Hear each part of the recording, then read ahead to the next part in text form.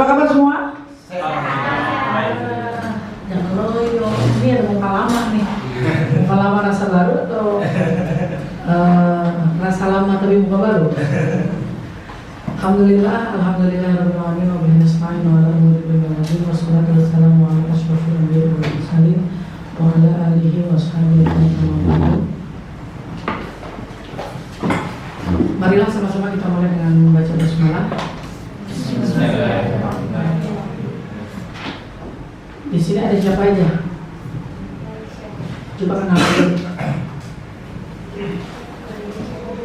Siapa kamu? Dulu boleh. Nama saya Siti Aisyah. Sebutkan nama, program studi, kemudian tinggalnya di mana, motivasi kuliahnya apa, jalur masuknya apa. Jalur masuk itu apakah kalian PDP atau mandiri? Ya.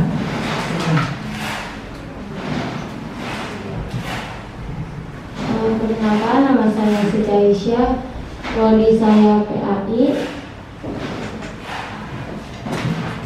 Motivasi masuk ke sini karena saya ingin memperdalam lagi ilmu agama saya. Terus masuk sini lewat jalur mandiri. Kamu pendaftaran kemarin diminta untuk KIP atau mandiri? Mandiri. Ya. Selanjutnya. Assalamualaikum warahmatullahi wabarakatuh.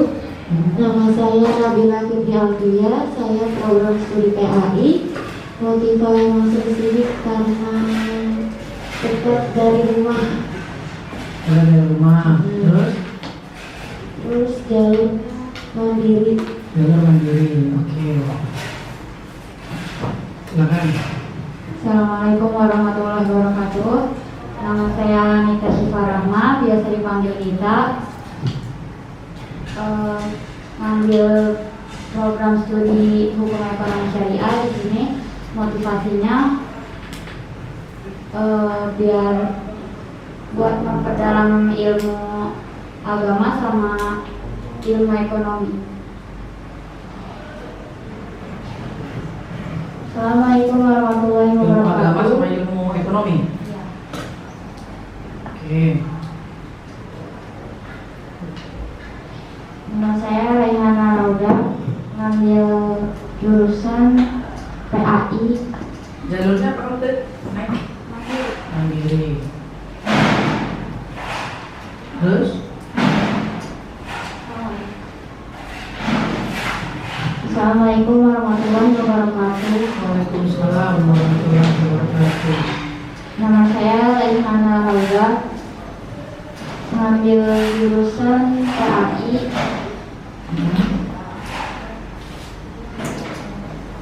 Motivasi ini memperdalam ilmu agama. Terus? Jalur itu.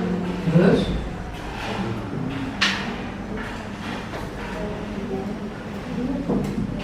Terus? Jalur itu KIP. Jalur masuk kamu ke IP. Iya. Terus? Sudah. Iya. Artinya?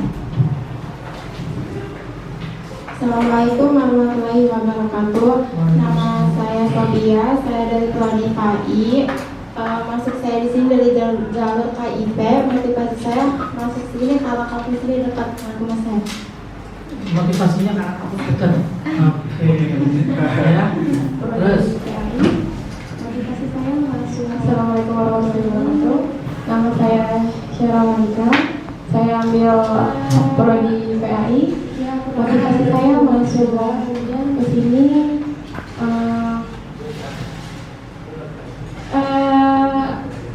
ya pertama karena dekat dari rumah juga, kemudian karena saya tadinya mau ke Timur Tengah, cuma setelah Timur Tengahnya mana? Mesir, Maroko pernah coba. Pernah coba. Kemudian pas ketika Beasiswa?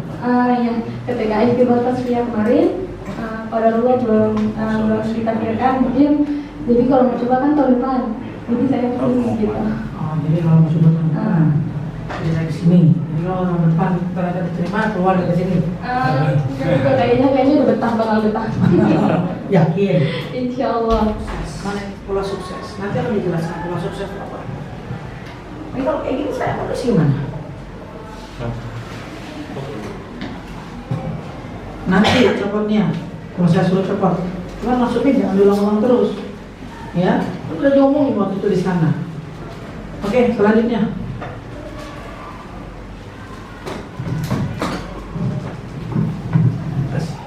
Ini dulu. Iya. Oke. Yang kedua mau tahu arti sebenarnya pendidikan itu. Yang ketiga, saya percaya guru itu rahim bangsa. Guru itu adalah Rahim bangsa. Hah? Rahim bangsa. Rahim bangsa, serem juga. Rahim bangsa, oke. Iya. Saya minta maaf ke Bu Syifa jika saya waktu semester yang sebelumnya saya masuk, saya minta maaf. Gimana? Perkenalkan, nama saya Muhammad Sadam Saidi, saya dari Prodi PAI. Ini alasannya karena dekat dari rumah, kan gitu. Mana lagi dekat dari rumah tadi alasannya? Satu, kamu berdalam ilmu agama kamu tadi? Ilmu agama 1, 2, 3 berdalam ilmu agama 1, 2, 3 dekat dari rumah. Sekarang ditanya kuliah itu apa sih? Kuliah itu apa? Kalau mau berdalam ilmu agama itu jatuhnya ikut taklim. Kalau kuliah itu adalah apa? Menuntut ilmu dan menjadi pakar di bidang. Nah, udah apa? Bapak saya kuliah mau berdalam ilmu agama itu jawabannya bisa tapi nggak pas. Ya, itu kuliah itu adalah sebuah proses pendidikan untuk memberikan bekal kepada si siswa tadi, si mahasiswa tadi, ilmu terapan, ilmu implementasi kemasyarakatan, ilmu yang bisa diterapkan di tengah masyarakat, ilmu yang bisa dia jadikan sebagai status sosial di tengah masyarakat, ilmu yang kemudian dia nanti tertuntut sebagai profesional di tengah-tengah masyarakat. Jadi bukan sekedar kuliah itu untuk mencari ilmu agama, ya. Jadi ini harus diubah perspektifnya. Tetapi ketika kita kuliah di perguruan tinggi Islam, ya, kalau kita kuliah di perguruan tinggi Islam, maka tentu yang kita dapat tidak hanya ilmu yang berkenaan dengan kejuruan yang kita pilih, tapi juga ada unsur agama. Ya, contoh KPI, PAI, KPI apa KPI? Komunikasi Pendidikan Islam. PAI Pendidikan Agama Islam. Sophia, oke. Nabila, oke. Syarah, oke. Nadia, gimana Nadia? Oke. Nita, kamu kan belum KIP. Kamu masuk KIP, ganti Nadia, urus semua berkas-berkasnya, dikondisikan ke siapa namanya? Tapi ini belum jadi 100% karena ini kemarin namanya sudah dimasukkan ke sana. Mudah-mudahan bisa semuanya jadi penerima KIP. Ya, KIP itu selain dapat beasiswa juga dapat. Kamu belum KIP. Kamu siapa namanya tadi? Nabila. Jadi Nita Syifa, Nita ada, Nadia yang nggak ada, Sarah ada, Nabila ada, Sophia ada, ya. Fikri, Mama Fikri ada, ya. Raihana Rauto ada. Berarti yang nggak ada di antara nama ini Alfira sama Nadia. Ya, Alfira sama Nadia. Istri juga Masukkan namanya. sudah sadar. Gimana ini ada nama? Ada masuk. Sadam. Jadi baru 8, sekarang 10. Kalau ada dua lagi yang di atas. Oh, ada dua lagi.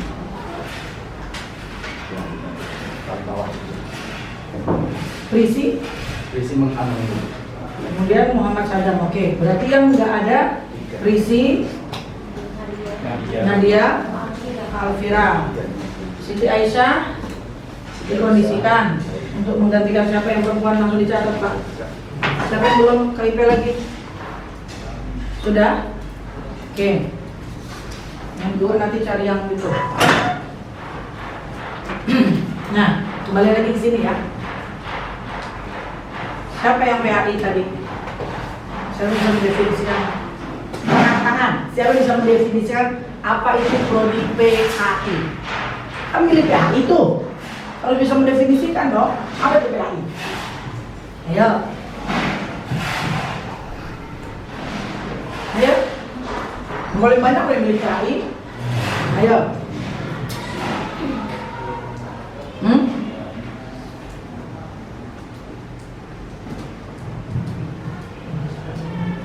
Gimana?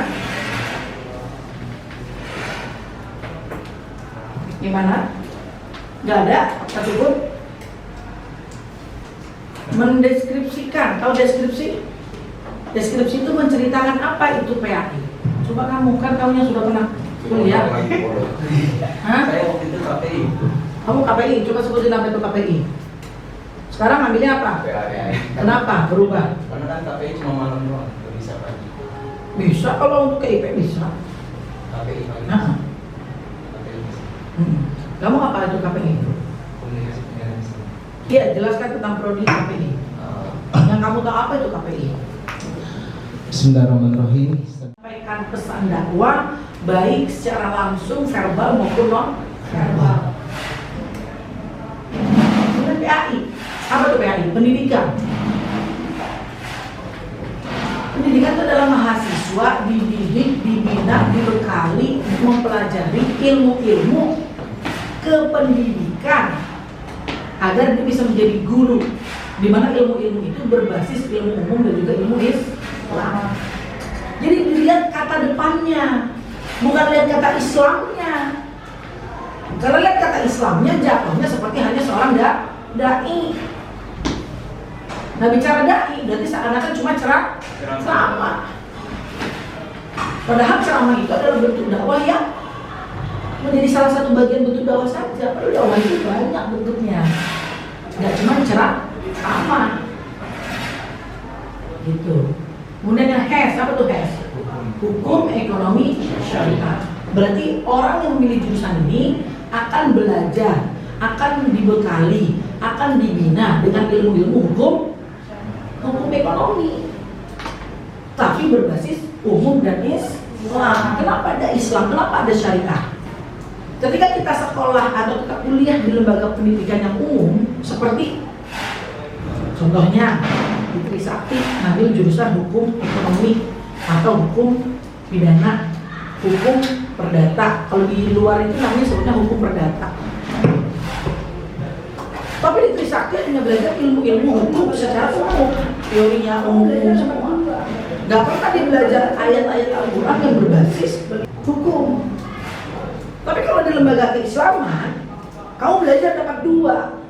Kamu belajar tentang teori hukum umum, bagaimana perspektif orang-orang pelaksana hukum itu menjelaskan hukum, bagaimana kemudian KUHP yang ditetapkan di Indonesia, bagaimana undang-undang tentang perdata yang ada di Indonesia, tapi kamu juga belajar hukum-hukum tadi dalam perspektif Al-Quran. Yang kedua, jadi orang yang bekerja di lembaga keagamaan itu bukan berarti dia murni asing menjadi seorang dai sehingga nggak bisa ngapa-ngapain. Ini salah. Justru dai itu hebat karena dia mempelajari dua aspek. Nggak mungkin seorang dai itu hanya belajar Islam. Dia pasti untuk menyampaikan kebenaran Islam, dia pasti mempelajari hal-hal yang bersifat umum. Kemudian dia meneliti yang umum tadi sudah sesuai dengan perspektif Islam atau belum. Makanya untuk kuliah di lembaga seperti ini adalah pilihan yang sangat tepat. Ya, karena kita akan dapat dua kompetensi, yakni kompetensi umum dan juga kompetensi Islam. Nah, sekarang bicara motivasi kuliah. Dekat dari rumah itu adalah alasan kenapa memilih kampus PTDI. Tapi pertanyaannya tadi adalah alasan kenapa kamu memilih kuliah. Ya, Kenapa kamu milih kuliah? Saya ingin jadi guru, saya ingin menjadi dosen, saya ingin menjadi praktisi hukum, saya ingin bekerja di bank syariah, saya ingin punya bank sendiri. Wah, mantap. Saya ingin punya TV sendiri, bagus. Gitu ya. Tapi bukan berarti kemudian hanya belajar Islam saja. Nah, motivasi itu kenapa penting? Apa itu motivasi?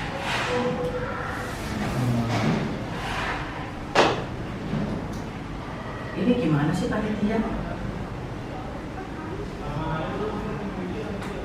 Ini terlalu pintar panitia ini, dibaca dulu Kak, dibaca ininya nih. Saya nggak baca tadi, soalnya salah. Cuma kan harusnya panitia paham.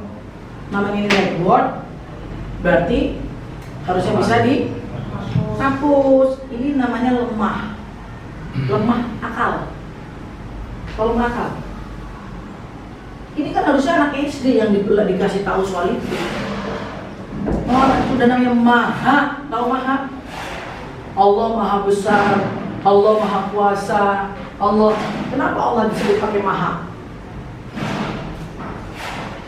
Padahal bisa aja Allah kuasa, Allah besar, Allah hebat, Allah kuat. Apalagi bisa kan nggak usah pakai maha.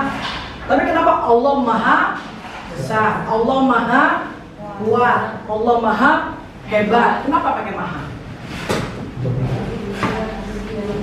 Karena kehebatannya sudah nggak perlu lagi apa tuh motivasi lagi? Penyemangat, boleh. Kemudian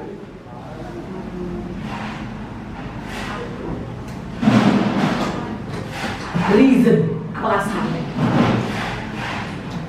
Apa tadi? Dorongan, penyemangat, alasan. Itu semua motivasi. Motivasi itu adalah gerakan berpindah. Artinya motivasi itu gerakan berpindah. Apa itu maksudnya gerakan berpindah? Dari sini ke sini. Itu motivasi. Ya. Jadi ada perpindahan dari satu tempat ke tempat yang lain. Itu adalah motivasi. Apa itu motivasi? Dorongan untuk berpindah. Ya kan? Penyemangat untuk pindah. Alasan untuk pindah. Dorongan ini biasanya datang dari diri sendiri. Dorongan itu berarti dari internal. Kalau penyemangat itu adalah eksternal. Kalau alasan ini bisa internal, bisa eksternal. Dorongan itu biasanya dari internal. Dorongan itu apa dorongan? Dorongan itu apa? Kamu suatu hari melihat di tengah jalan ibu-ibu tua nempel di pinggir jalan, tidur, nggak pakai alas, gembel, makan, terluka-luka. Ya, oke, kalau itu mungkin bisa jadi eksternal. Contohnya dorongan itu adalah karena dari internal. Kamu nggak punya uang, mau makan kamu tuh susah,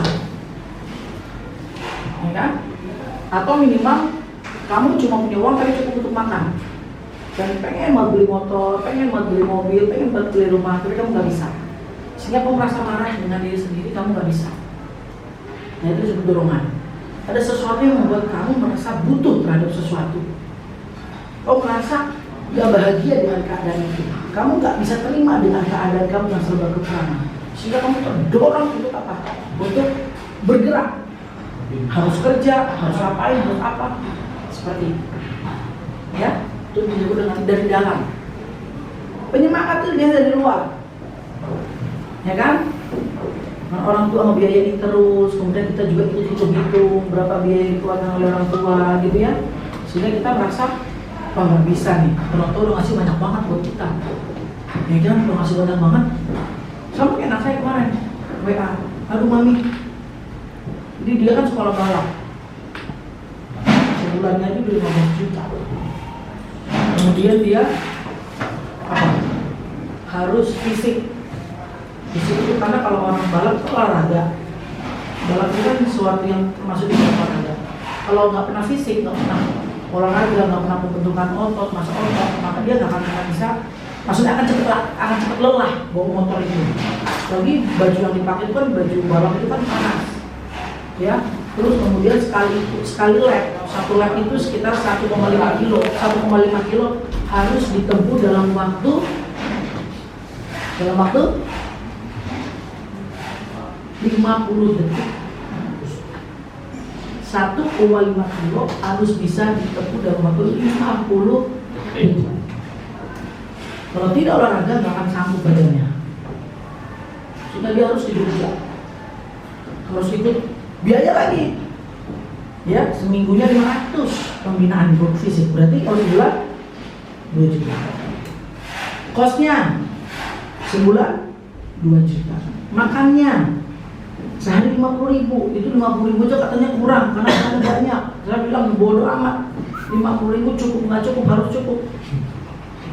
Nah, iya dong. Ya kan? Padahal kalau dipikir-pikir 50.000 ya bisa jadi nggak cukup. Selain berapa? 20. Kalau 3 kali makan 60. Saya nggak mau tahu 50.000 cukupin. Jadi di situ setengah. Contoh kemarin mereka, aduh mami keluar uang banyak banget nih buat abang dia. Abang menjadi dia menjadi anak yang soleh, menjadi anak yang nurut. Saya baca itu cuma cengar aja dalam hati. Tuh main dulu mereka begitu. Biasanya menyebalkan. Amin, ya kan amin ngomong gitu kan. Nah kemudian ini gombalan atau beneran? Beneran lah mami katanya. Ya kita lihat aja kan. Pulang dari sini soleh beneran atau sini kan main mulu nggak pernah di rumah. Suruh jamaah susah minta ampun. Maksudnya walaupun jamaah tapi marah dulu, gitu kan? Nah, apa yang banyak pesan? Giliran jauh gombal kan pengen nurut. Nah, penyemangat itu adalah sesuatu dari luar yang kemudian mampu memompa untuk dia jadi baik, ya, gitu. Nah, jadi kalau memang tidak bisa, nah penyemangat ini bisa ada kalau kita menggunakan akal. Begitu juga dorongan. Oke lah, kalau enggak kita samakan alasan ini ke kedua ini. Dorongan ini juga hanya akan ada kalau kita sering menggunakan akal. Kalau kita termasuk orang yang slumber itu pernah nggak dengar istilah? Udahlah kita mah hidup di mana aja, hidup seperti air mengalir. Pernah dengar begitu? Nah itu orang slumber. Slumber itu orang apa ya? Apa sobat slumber itu? Slumber itu nggak jelas hidupnya, slumber sama sendiri. Udah hidup mah gimana aja, nggak besok makan, nggak bisa. Hidup tuh nggak bisa begitu. Akal kita itu, makanya kalau ayat-ayat yang berkenaan dengan perenungan itu pasti belakangnya afala tatafakkarun. Apakah kamu tidak berpikir? Dan di antara penciptaan bumi dan langit, ya penciptaan manusia itu pasti belakangnya ada afala tatafakkarun. Apakah kamu tidak berpikir? Kenapa? Karena ada banyak pelajaran yang diambil ketika kita menggunakan akal.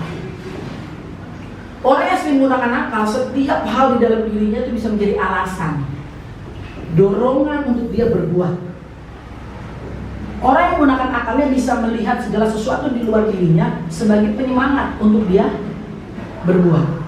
Melihat orang miskin, melihat orang kesusahan, melihat orang terluka-luka, melihat orang melakukan kekejian, memukul orang, itu menjadi penyemangat. Kenapa? Oh ini harus dirapikan, harus diberesin. Melihat orang tua yang dengan susah payah sekarang masa tuanya menjadi penyemangat. Supaya apa? Aku jadi sukses, aku punya uang, aku bisa bahagiain orang tua aku di masa tua. Kalau dipakai akal. Tapi kalau dia nggak pakai akalnya, dia anggap orang tua ya memang udah tua, waktunya tua. Hanya begitu. Melihat orang tua hanya setakat, oh iya dia orang tua, selesai. Dia tidak berpikir suatu saat dia akan tua, dia akan, kan kalau orang yang berpikir nih ya, kalau lihat orang tua yang susah, suatu saat aku tua. Kalau aku tua berarti aku butuh orang yang nolong aku, orang yang nopang aku, yang sayang sama aku, yakni anak aku. Aku udah gak bisa cari duit. Mudah-mudahan anakku soleh bisa ngasih aku uang, ngasih makan. Ya kan, aku nggak bisa berjalan. Mudah-mudahan anakku soleh mau memapakan aku. Dia berpikir suatu saat dia akan tua, dia akan butuh pertolongan dari anak. Makanya akhirnya kemudian dengan dia berpikir itu, dia berusaha untuk menolong orang tuanya. Coba kalau orang itu nggak pernah berpikir, dia tidak pernah menjadikan akalnya sebagai alat untuk berpikir, maka orang tua dia nggak, ya udah orang tua yang mau orang tua.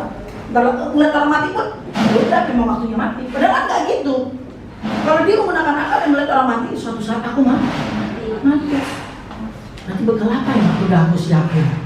Melihat orang tua, suatu saat aku tua, aku butuh anak.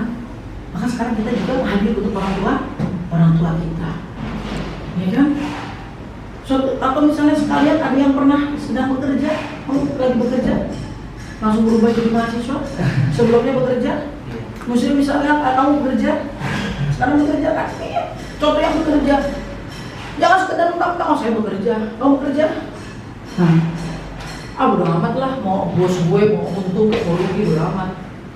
Suatu saat ternyata takdir kamu jadi bos, kamu digituin nanti sama anak buah kamu. Bisa dipahami? Jadi jangan mentang-mentang sekarang kita jadi anak buah, sembarangan aja. Itu namanya nggak menggunakan akal. Bodo amat lah, yang penting gue digaji. Nggak bisa begitu. Ya kalau sekarang bos kamu tetap bisa bertahan, kalau kemudian kolek, ya kan, akhirnya nggak bisa gaji, kamu nggak punya kerjaan, emang bisa dijamin habis itu bisa langsung dapat kerjaan? Belum tentu. Makanya syukuri apa yang sekarang dimiliki. Alhamdulillah sekarang lagi kerja di ini, ya kan, maksimal kerjanya. Karena kalau semakin maksimal kerjanya berarti produktivitasnya juga makin meningkat, maka penjualannya juga meningkat. Penjualan meningkat pasti income dapat dan lebih meningkat. Karena kalau income meningkat berarti memungkinkan ada penambahan gaji ya. Begitu juga ketika jadi pimpinan. Ternyata Allah takdirkan kamu jadi pimpinan. Jangan mentang-mentang kamu menjadi orang yang punya anak buah sehingga kamu semena-mena. Ya kan? Semena-mena itu maksudnya apa? Anak buah tidak disupport, tidak dinasehati, tidak disemangati, bahkan tidak digaji. Bodo amat, dia mau keluar dah. Dia yang butuh gue kok. Ya kan? Gue bisa cari orang lain. Belum tentu segampang itu cari orang buat bantu kita. Maka apapun yang sekarang ada di hadapan kita, hargai semaksimal mungkin. Itulah orang-orang yang menggunakan akal. Jadi tidak semena-mena, gitu ya. Jadi semua sesuai pada porsinya. Jadi ketika dia membutuhkan sesuatu, dia bisa menghargainya. Ketika dia dibutuhkan oleh sesuatu, dia juga bisa menghargainya. Itulah yang disebut dengan motivasi. Nah sekarang kalian memutuskan untuk kuliah, motivasinya apa? Ya boleh lah belajar agama, boleh, itu motivasi yang hebat. Motivasi yang hebat. Tapi kalau belajar agama berarti hanya untuk diri sendiri. Jadi mulai ditingkatkan motivasinya apa? Saya ingin menjadi guru yang bisa mencerdaskan 1 juta umat manusia, 1 juta umat Islam. Saya ingin menjadi seorang komunikator yang mampu menginspirasi 1 juta pemuda untuk bisa menjadi mujahid dakwah, misalnya. Kan gitu, baik. Saya ingin menjadi seorang praktisi hukum di bidang pengadilan agama agar orang-orang umat Islam yang didiskriminasikan oleh orang lain bisa saya bela haknya. Belajar agama itu lebih kepada kebutuhan individu. Boleh nggak jadi motivasi? Boleh. Tapi harus diperluas supaya motivasinya adalah nilai kebermanfaatan buat orang banyak. Coba, saya mau kerja supaya saya bisa makan. Supaya saya bisa makan. Dapat nggak? Dapat. Tapi ibu kamu bisa makan nggak? Belum tentu. Saya kerja kerja nih saya, contoh nih, nggak punya kerjaan, datang ke PTDI, tak. Bu pimpinan, nah kebetulan saya kan, Bu Siva, saya belum makan nih. Ada orang di luar gitu kan, bisa nggak? Saya kan nggak punya mau makan, saya kerja deh, saya beresin deh di kelas-kelas, saya pel-pel. Tapi saya biar saya dikasih uang makan ya, boleh ya. Bisa nggak dia dapat? Bisa. Setelah dia nabung pulang bersih, kita kasih uang buat dia makan. Tapi hanya untuk dirinya sendiri. Tapi ketika dia datang, Bu Siva, saya anak laki-laki atau Mbak Mikaita, saya punya orang tua, saya nggak kerja nih, baik laki-laki maupun perempuan. Saya punya kewajiban membagikan ke orang tua. Bisa nggak saya diberdayakan di sini? Akhirnya seorang si awalnya mikirnya apa? Wah, berarti dia harus dikasih sesuatu pekerjaan yang lebih banyak, bukan cuma sekedarnya ngepel, supaya dia bisa dapat gaji yang lebih banyak, karena dia harus membiayai kedua orang tuanya. Bisa dipahami sampai sini? Bahasa kita yang keluar kepada alam semesta itu menentukan apa yang akan alokasi kepada kita. Kita sampaikan kepada orang, saya butuh makan, maka yang didapat ya saya. Hanya akan dikasih uang makan buat kamu, dan kamu butuhnya makan, ya udah 20.000. Ketika saya bilang, Bu, yang dipilih, apa itu mujahid dakwah? Mujahid dakwah itu orang-orang yang bersungguh-sungguh dalam dakwah Islam dengan kompetensi program studi yang dipilih. Ya, apa tadi visi yayasan ya? Ini visi yayasan. Melahirkan mujahid dakwah, melahirkan sarjana, melahirkan ya mujahid dakwah. Kalau visi PTDI melahirkan sarjana mujahid dakwah, ya kan, yang kompeten dalam bidang ilmu komunikasi, pendidikan, dan hukum Islam. Nah, itu visi PTDI. Visi yayasan melahirkan mujahid dakwah. Visi PTDI melahirkan sarjana mujahid dakwah yang kompeten dalam bidang ilmu komunikasi, kemudian pendidikan, dan juga hukum Islam.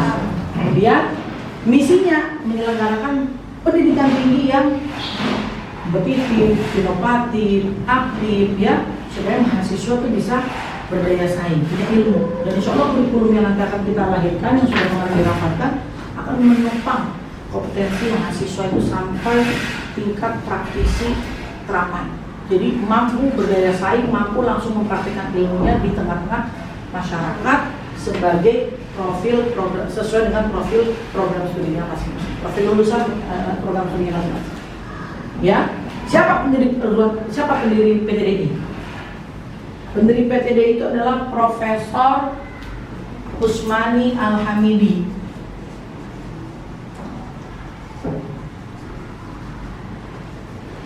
Ini mana sih, nggak ada ininya, nggak ada infokus.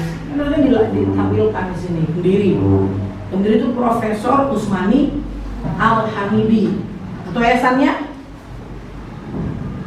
Abah Said Hamidan. Ya, nanti suka kadang-kadang melihat yang suka ceramah kultum, berarti Abah Said Hamidan. Itu adalah ketua yayasan. Ya, di bawah yayasan ada banyak lembaga.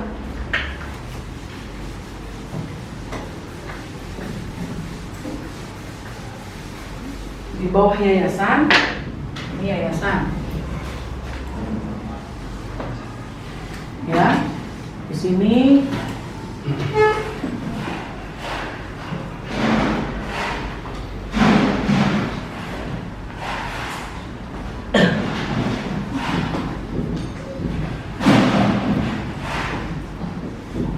ada MTS, di sini ada MA Madrasah Aliyah, Di sini ada STAI PTDI kampus. Ya. Di sini ada Majelis Taklim Al-Aqaba. Ini Majelis Taklim laki-laki. Majelis Taklim perempuannya itu ada IQWAM. Ya, MTP. Ini MTL. Ya, dan juga ada pondok pesantren. Pondok Al-Islami. Nah nih. Jadi jangan heran kalau nanti ketemu ada siswa sanawiyah, ada siswa aliyah, ya, ada teman-teman kampus PDI, kemudian ada taklim, ya, karena di bawah yayasan ini. Nah, setiap lembaga ini ada pimpinannya sendiri. MTS ini ada kepala sekolahnya, ya, ada kepala namanya Bapak Dr. Asep Lukman Hamzah. Biasa disingkat ASLUHA, Asep Lukman Hamzah. Iya, dia membuat namanya begitu, membuat namanya sendiri, dan unik juga. Kemudian ada kepala MA, namanya Dr. Andes Muslimin, Pak Muslimin, itu kepalanya. Jadi Madrasah Sanawiyah, kepalanya Pak Asep, jadi semua urusan Sanawiyah, guru-guru semua di bawah komando Pak Asep. Pak Muslimin, begitu juga aliyah. Ya, semua urusan aliyah, komando, guru-guru, apa sistem pembelajaran, apa semua di bawah komando Pak Muslimin. Kemudian PTDI ada yang namanya Syifa Awaliyah, yang mana nih orangnya? Nah ini yang di depan. Nah ini dari seluruh urusan kampus, ya kan? Baik dari urusan sarana prasarana, dosen, pembelajaran semua itu dibawa kendali Syifa Awaliyah. Kemudian Majelis Taklim Al-Aqaba, di sini ada Pak Faruk, ya. Majelis Taklim Iqwam di sini masih dipegang Bu Syifa juga. Ya, kalau untuk pondok ini dipegang dengan Pak Sugianto. Nah, semua kepala-kepala ini di bawah kontrol yayasan, di bawah aturan yayasan, di bawah payung hukum yayasan, yang diketuai oleh tadi Abah Said Rida. Jadi semua kepala ini harus nurut sama Pak Abah Said Hamidan. Kalau nggak dipecat. Ya, termasuk Bu Syifa, Pak Muslimin ini kalau mereka dipecat. Tapi selama berkelenya membuat nama lembaga rusak, kemudian juga membuat nama Islam rusak. Selama tidak membuat nama Islam rusak, tidak membuat nama lembaga rusak, kemudian masih bertanggung jawab terhadap apa yang diamanahkan kepada yang bersangkutan, maka insya Allah masih dipertahankan. Seperti itu ya. Jadi ini semua sekedar pengetahuan. Jadi nanti nggak bingung. Oh di bawah yayasan itu ada gini, ada ini, ada ini, ada ini. Ya, bisa dipahami sampai sini? Alhamdulillah. Oke, kita bisa lanjut dengan sesi tanya jawab. Demikian, assalamualaikum warahmatullahi wabarakatuh.